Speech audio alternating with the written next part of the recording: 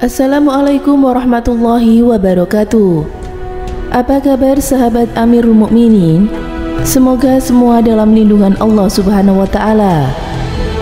Dalam riwayat Abu Hurairah radhiyallahu anhu disebutkan, ada 3 bayi yang pernah bicara dalam buayan.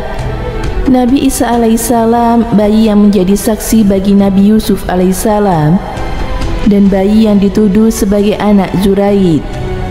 Padahal mereka belum saatnya bicara seperti orang dewasa, apalagi mengatakan sesuatu yang hak.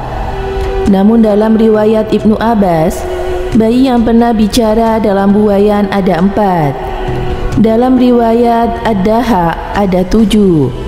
Bahkan dalam Sirah Al-Waqidi, sebagaimana dikutip oleh Al-Qutulani, ada 8. Menurut penulis Irsyad Al-Sari, perbedaan jumlah itu disebabkan beberapa kemungkinan. 1. 3 bayi tersebut berasal dari kalangan Bani Israel. 2. Hadis yang disampaikan belum diketahui ada penambahan. Dan yang ketiga, bayi tersebut belum termasuk bayi-bayi yang lain. Selanjutnya, Al-Qustulani merinci ke-8 bayi tersebut. Pertama, Nabi Isa alaihissalam. Dikisahkan di dalam Al-Quran, setelah Nabi Isa alaihissalam lahir, Siti Maria menggendong sang bayi menemui kaumnya. Namun di depan mereka, Siti Maria malah mendapat tuduhan keji, sebagaimana di dalam ayat Al-Quran yang artinya, "Hai Maryam, sesungguhnya engkau telah melakukan sesuatu yang amat mungkar. Hai saudara perempuan Harun atau Maryam, ayahmu sesekali bukanlah orang yang jahat, dan ibumu sesekali bukanlah seorang pezina." Al-Quran Surat Maryam ayat 29-30. Maka Maria menunjuk kepada anaknya. Mereka berkata sebagaimana di dalam ayat Al-Quran yang artinya, "Bagaimana kita bicara dengan anak kecil yang masih dalam ayunan?" Tiba-tiba Nabi Isa atau bayi tersebut menjawab, "Sesungguhnya aku ini adalah hamba Allah. Dia memberiku Alkitab atau Injil, dan dia akan menjadikanku sebagai seorang nabi." Al-Quran Surat Maryam ayat 29-30. Kedua, bayi yang dianggap sebagai anak Zuraid. Dikisahkan, Zuraid sendiri seorang yang sholih, ahli ibadah dari kalangan Bani Israel. Sayangnya, ia pernah membuat ibunya kesal. Kesal karena sudah 3 kali datang untuk menjenguknya, tetapi selalu gagal. Padahal Zuraid sibuk dengan sholat dan ibadahnya. Akhirnya sang ibu berdoa dan doanya pun dikabulkan oleh Allah. Dalam doanya, ia memohon agar dia tidak mencabut nyawa Zuraid sebelum diperlihatkan kepada wajah seorang wanita pezina. Allah pun memperkenankan doa sang bunda. Zuraid didatangi oleh seorang wanita yang menawarkan dirinya kepadanya. Wanita itu mencoba menggodanya, namun Zuraid menolaknya. Akhirnya wanita tersebut tidur dengan seorang pengembala kambing dan melampiaskan nafsu dengannya. Beberapa waktu kemudian lahirlah seorang bayi. Saat si perempuan itu ditanya, "Bayi itu dari siapa?" Ia menjawab, "Dari Zuraid." Akhirnya orang-orang pun marah lalu mendatangi Zuraid dan menghancurkan tempat ibadahnya. Tak hanya itu, mereka pun juga memerintahkan Zuraid turun dan mencaci makinya. Melihat demikian, Zuraid pun mengambil wudhu lalu sholat. Usai sholat, ia menemui sang bayi lantas bertanya, "Siapakah ayahmu sebenarnya, wahai bayi?" Tak disangka, si bayi pun bisa menjawab, "Pengembala kambing." Demikianlah sebagaimana yang diriwayatkan di dalam Al-Bukhari dan Muslim. Berkat kesolehan dan ketakwaannya, Allah menyelamatkan Zuraid. Dia membuat sang bayi itu bisa bicara dan memberitahu siapa ayah sebenarnya. Dia kabulkan doa sang bunda. Dia selamatkan pula Zuraid dari tuduhan. Ketiga, bayi yang sedang disusui oleh ibunya. Dikisahkan ada seorang wanita Bani Israel yang menyusui anaknya.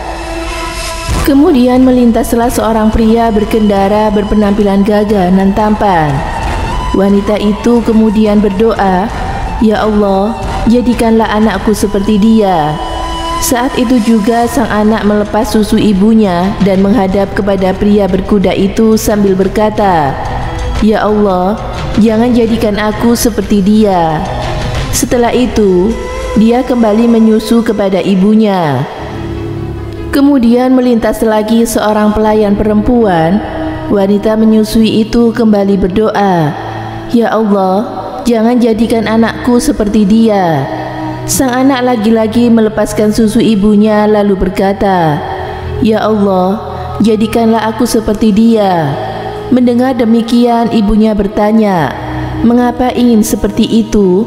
Si anak menjawab, "Pengendara itu adalah seorang penguasa yang zalim, sedangkan pelayan perempuan tadi sudah dituduh orang-orang mencuri dan berzina, padahal ia tidak melakukannya." Demikian yang diriwayatkan oleh Al-Bukhari. Keempat, bayi yang memberikan kesaksian atas ketidaksalahan Nabi Yusuf. Dalam Al-Quran disebutkan, Nabi Yusuf alaihissalam digoda oleh istri Al-Aziz yang bernama Zulaiha. Namun Nabi Yusuf alaihissalam menolak bujukan rayunya. Alih-alih tergoda, beliau berusaha lari keluar kamar, namun bajunya ditarik hingga terkoyak dari belakang. Keduanya pun mendapati Al-Aziz di depan kamar.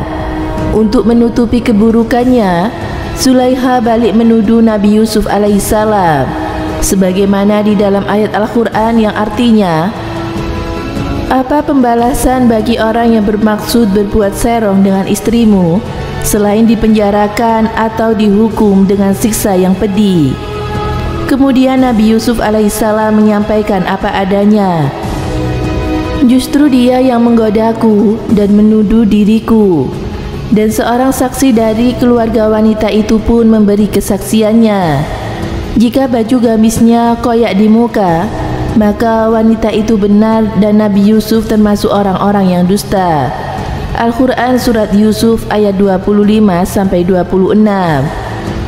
Keluarga Zulaiha yang memberi kesaksian dimaksud adalah putra pamannya yang masih bayi, sebagaimana diriwayatkan oleh Ibnu Abbas, Said Ibnu Zubair, dan Ad-Daha, dan dimuat dalam tafsir At-Tabari.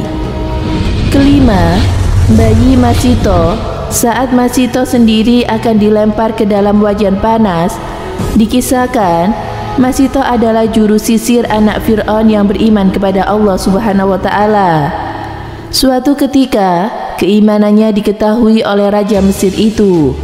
Dia pun geram dan kemudian menyiapkan hukuman untuknya. Namun Masito tak gentar walau dirinya dan anak-anaknya harus dimasukkan ke dalam wajan yang sudah dipanaskan. Allah pun meneguhkan keyakinan Masito melalui anak bayinya. Dia tunjukkan satu kuasanya.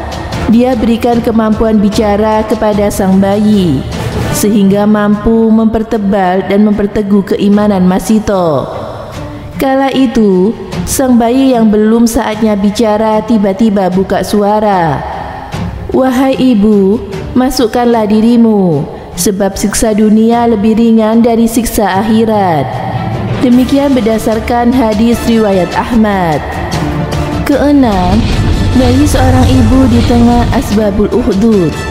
Ukhdud sendiri adalah celah besar yang memanjang di tanah seperti parit. Jadi, Ashabul Ukhdud adalah orang-orang yang membuat parit.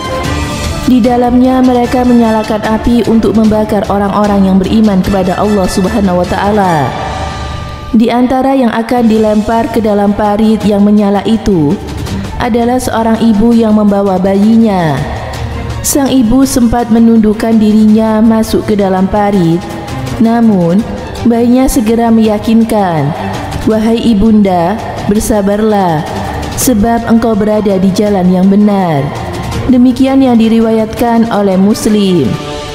Ketujuh, Nabi Yahya bin Zakaria alaihissalam. Al-Dahak menyebutkan dalam tafsirnya, bahwa Nabi Yahya bin Zakaria alaihissalam juga bisa berbicara saat dalam buayan, sebagaimana yang diriwayatkan oleh As-Salabi. Kedelapan, Nabi kita Muhammad SAW. Dalam Sirah Al-Wahidi disebutkan bahwa pada awal-awal kelahirannya Nabi SAW pun pernah bicara. Menurut riwayat Ibnu Abbas, Siti Halimah adalah wanita pertama yang menyapi Nabi SAW ketika bicara. Begitu disapi, beliau mengucapkan, Allahu Akbar kabira walhamdulillahi katsira wa subhanallahi bukratan wa asila. Demikian yang diriwayatkan oleh Al-Baihaqi. Demikianlah bayi-bayi yang pernah bicara dalam buayan ibunya, sebagaimana yang disarikan dalam kitab Syah Al-Qurtulani. Sungguh Allah Maha Kuasa atas segala sesuatu. Semoga bermanfaat. Wallahu a'lam bishawab.